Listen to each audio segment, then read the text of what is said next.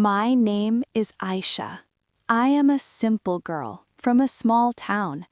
I grew up in a small house with my parents, two brothers, and a younger sister. Life was not rich in money, but it was rich in love. My father worked hard for us. My mother always taught me that dignity and patience were a woman's crown. As a little girl, I dreamed of love. I dreamed of a husband who would hold my hand, protect me, and make me feel like I was the only woman in his world. Those dreams grew with me. When I turned 22, my marriage was arranged. Like every girl, I had big hopes, but also big fears. Marriage is about two lives joining together. What I feared most was the unknown of my first night. The wedding day came faster than I expected. Our house was full of relatives, laughter, and song. I was dressed in a heavy red dress, my hands decorated with henna, my face covered with makeup and golden jewelry. From the outside, I looked like a bride. Inside, I was still the nervous, shy Aisha. All day I kept thinking, what will happen tonight? I had heard so many stories. Some whispered about pain, some joked about romance. All I felt was uncertainty. Finally, the vows were read. I signed my name. My parents' eyes were wet. My father kissed my forehead and whispered, "Be patient, my daughter. Be kind, and you will build your new home with love." My heart trembled. When the car came to take me away, I hugged my mother. I felt like a piece of my soul was staying behind in her arms. I cried quietly as we drove to my husband's home, my new home, my future. Everyone welcomed me kindly. His mother hugged me, his sisters smiled. They made me sit in the living room decorated with lights and flowers. I kept my eyes lowered, but my heart was restless. The thought of the night ahead never left me. After the guests left, his sisters teased me. "Now we will leave you to your prince," they said.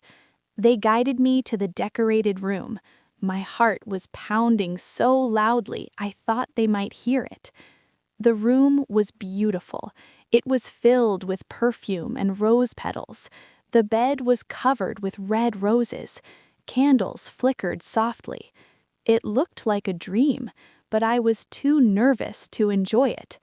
I sat on the bed, my hands shaking, my head lowered. I tried to calm myself, but every second felt heavier. Then I heard the door open. I didn't look up, but I knew it was him. My husband, the man I had married just hours ago, who still felt like a stranger. He entered quietly and closed the door. The sound made me shiver. He walked slowly toward me. I could feel his presence. My heart raced faster. He sat down on the bed, but not too close. For a moment, there was complete silence. I expected him to rush, to demand. Instead, he whispered gently, "Aisha, I know this is not easy. I won't force anything. I just want to talk first." His voice surprised me. It was calm, gentle, almost shy. I lifted my eyes slowly and looked at him properly for the first time. He was smiling nervously, not like a man ready to conquer, but like a boy who didn't want to scare a bird resting in his hand. That simple, nervous smile gave me peace. For the first time, I felt a little safe. He offered me a glass of water. Our fingers touched as I took it, and a spark ran through me. My cheeks warmed. He chuckled softly. "You don't have to be so shy. I'm not going to eat you." That made me smile for the first time that night. Just a small smile, but it broke the wall of silence between us. Instead of rushing, he began talking about his life. He told me about his school days, his embarrassing moments, how nervous he was before entering the room tonight. That shocked me. I had always thought men were confident on their wedding night, but here he was, admitting he was scared too. That honesty melted my fear. After a while, he grew silent. His eyes met mine. Then he asked softly, "Can I hold your hand?" I hesitated, but slowly nodded. He took my hand gently, as if holding something fragile. His hand was warm and steady. His thumb moved lightly over the back of my hand. That tiny movement felt so intimate. My heart raced, but now it wasn't from fear, it was from sweetness. Then he leaned closer. "I won't do anything tonight unless you're ready. I want you to feel safe, not scared." Suddenly, tears filled my eyes. I didn't even know why. Maybe from relief, maybe from gratitude. I had imagined so many bad possibilities, but here was a man who wanted my comfort more than his desire. He wiped my tears with his fingers, gently brushing my cheek. That touch made me close my eyes. It wasn't lust, it was care, deep care. Slowly, he placed a kiss on my forehead, a long, warm kiss that seemed to touch my soul. He whispered, "We have our whole life together. Tonight doesn't have to be about pressure.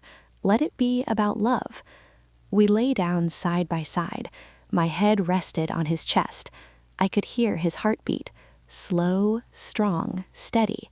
It made me feel safe, like I belonged there. We didn't rush, we didn't try to be perfect. He kissed my hair, ran his fingers gently along my arm, whispered small words of comfort. When he finally leaned closer to kiss my lips, I didn't turn away. I let it happen, because I trusted him, because I felt ready. It was slow, shy, awkward at first, but it was real, and it was beautiful. That night wasn't about the body, it was about two souls beginning a journey together. I realized something important. The first night doesn't have to be about fear or pressure. It should be about trust, respect, and patience. I was lucky. I had a husband who understood that. As I drifted to sleep in his arms, I thought, this is how love should begin. When the first rays of sunlight entered the room, I woke up slowly. For a moment, I didn't know where I was. Then I felt the warmth of his arms still around me, steady and protective. I remembered. It was my first morning as a wife. I turned my head slightly. He was asleep, breathing calmly. I stared at him for a while. I had never looked at a man so closely before. He looked peaceful. A wave of gratitude washed over me, gratitude that he hadn't rushed me, that he had respected my feelings, that he had given me love instead of fear. Quietly, I got up and stood before the mirror. My hair was messy, my makeup gone, but I felt different.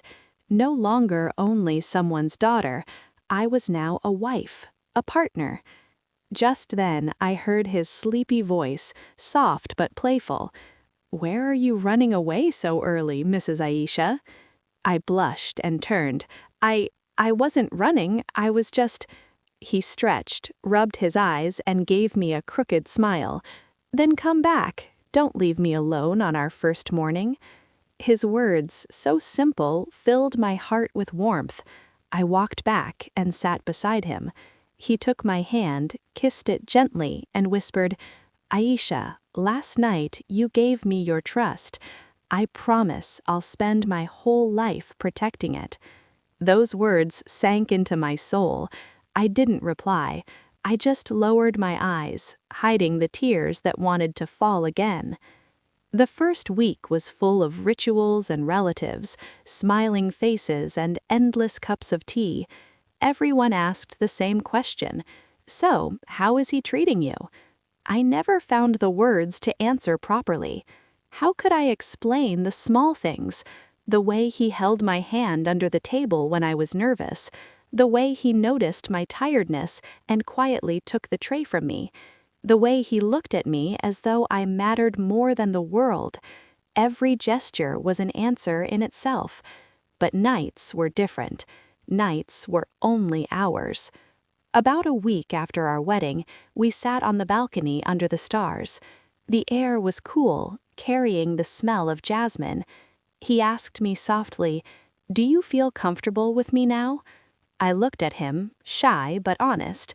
Yes, more than before. His eyes sparkled. He leaned closer and whispered, "Then let me love you more deeply tonight." I didn't look away. I didn't feel the fear I had on our first night. Instead, I felt something new: curiosity, anticipation, and trust. That night, our love grew. Not rushed, not forced, but shared. Every touch was careful. Every kiss was gentle. Every embrace full of respect. It wasn't about bodies alone. It was about two souls learning the rhythm of each other. For the first time, I understood intimacy. It was not pain, not shame. It was closeness. It was trust. It was the beautiful surrender of two hearts. Days turned into weeks, weeks into months. Slowly, I learned how different marriage was from what I had imagined. There were responsibilities. There were moments I felt overwhelmed. Moments when I missed my family so much that I cried silently at night. But he never let me feel alone. One night, when I was especially sad, he noticed my red eyes. "Aisha, did you cry?" he asked. I tried to deny it. "No, I'm fine." But he took my hand, looked into my eyes, and said firmly, "Never hide your tears from me. I am your home now. If you feel pain, let me share it. If you feel joy, let me celebrate it." That moment, I realized real marriage is not about being perfect. It's about being true. One evening, while sitting together, I confessed to him, "I was so scared before our first night. I thought you would hurt me or not care about how I felt." He listened quietly. Then he said, "Aisha, a husband who forces his wife is not a man. He is only a selfish boy. Real love means waiting, respecting, and protecting. I didn't marry you to own you. I married you to walk with you." I closed my eyes and let those words sink deep into my heart. That was the moment I fell in love with him completely, not because he was my husband, not because tradition said I should, but because he had earned it through kindness, patience, and respect. Now, when I sit on the balcony at night, I look up at the stars and whisper a prayer of gratitude. My first night could have been a nightmare full of fear and pressure, but instead, it became the most beautiful memory of my life. The night I found not just a husband, but a true companion. To every girl listening to my story, remember this: your first night, your marriage, your love, it should never be about fear. It should be about trust, about two people willing to listen, to wait, to care. That is where true love begins. And to every man, remember this too: be the kind of husband who makes her feel safe, not scared. Make her proud to call you hers.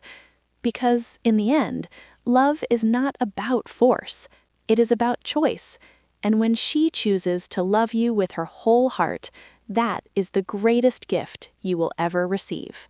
Those promises and whispers of our first days were seeds planted in the soil of our shared life. With time, those seeds began to sprout and take root. After a few months, we moved from that room full of roses and candles into our own small, simple apartment. It was our first real home together. The walls we painted side by side, the kitchen where he accepted my first half-burnt meals with a smile, the balcony that became our confidant, it was all ours. The days took on a new rhythm: his job, my care for our home, the quiet dinners after his long shifts. Life was no longer a grand, romantic dream. It was real. It was in the laundry, the grocery lists, the budgeting of our small income. But within that reality, love found a different, deeper language. It was in the cup of tea he would bring me when I was lost in a book. It was in the way I learned to make his favorite halim, my hands learning a recipe from his mother just to see his eyes light up. It was the silent agreement that his salary was our money and my management of the home was our work, both equally important. One afternoon, I fell ill with a bad fever. He canceled an important meeting at work. I mumbled, embarrassed, "You didn't have to, I'll be fine." He just placed a cool cloth on my forehead and said, "Who will sing for me off-key while making tea if you're not here to get better?" He stayed by my side, reading to me from a silly magazine until I fell asleep. In that moment, I wasn't just his wife, I was his responsibility, his priority, his person, and he was mine. Our first argument came, as it inevitably does. It was over something trivial, a forgotten errand, a sharp word born of tiredness. The silence that followed was heavy, unlike the comfortable silences we shared. I cried in the bedroom, thinking the magic was broken. But he didn't storm out. He came in, sat on the edge of the bed, and said quietly, "This is our first fight. I don't like it. I don't want there to be a winner or a loser. I just want there to be an us again." And we talked, haltingly, honestly. We apologized. We learned that love isn't the absence of conflict. It's the unwavering choice to mend the bridge every single time. Then, one morning, a new flutter of life began within me. The news of my pregnancy brought a different kind of tears to his eyes, tears of awe. His protectiveness became almost comical. He would fuss over my comfort, talk to my growing belly at night, and his pride was a visible, tangible thing.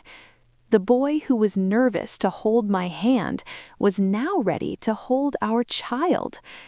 The night our daughter was born, after the exhaustion and the miracle, he held her tiny form with trembling hands.